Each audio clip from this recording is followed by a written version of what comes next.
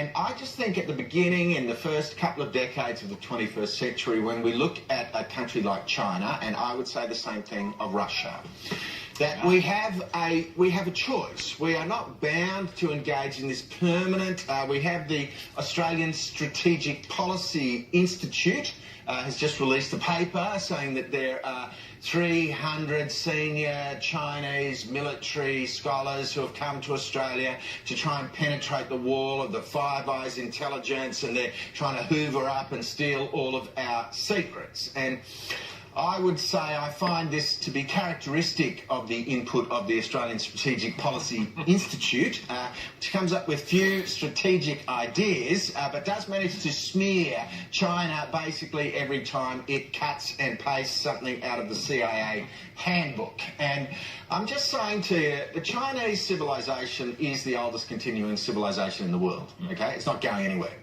1.4 billion people, it's got about a sixth of the world's population. All of them are studying English. If you go to the Disneyland in Shanghai on any typical morning of the week, you'll see 20,000 black-haired, slanty-eyed,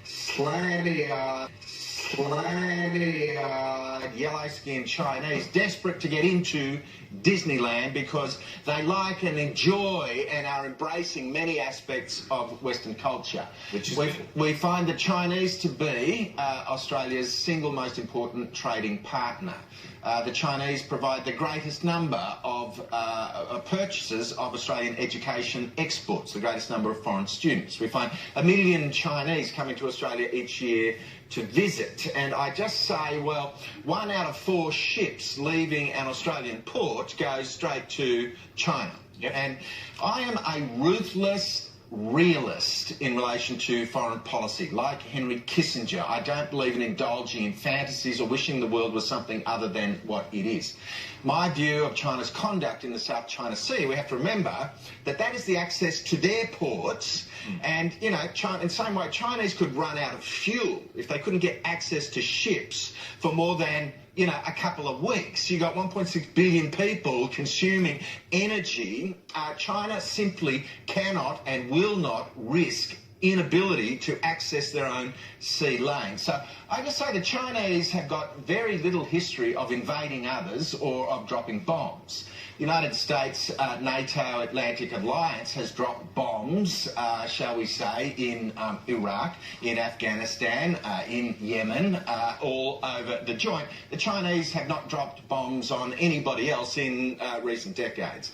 The greatest humanitarian achievement in human history is the lifting out of poverty of 700 or 800 million people since Deng Xiaoping came to power in 1980. He committed to lifting the standard of living of the average Chinese by a factor of 4, which he managed to achieve. So I am not uncritical of China's conduct, but I just say...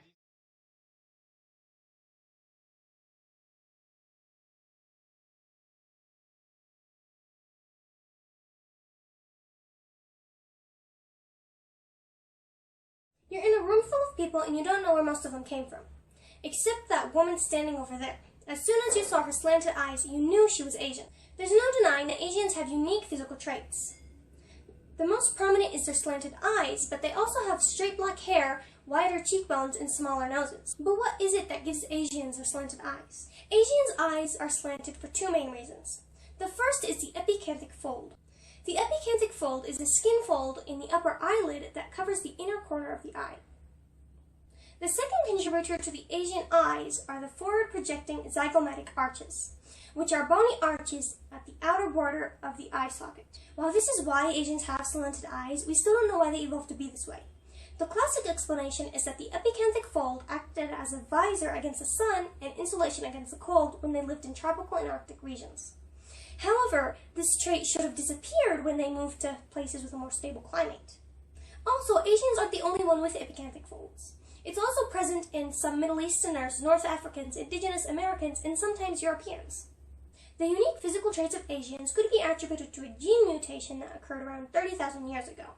The gene, known as EDAR, is present in both Africans and Europeans. However, in most East Asians, one of the DNA units is mutated.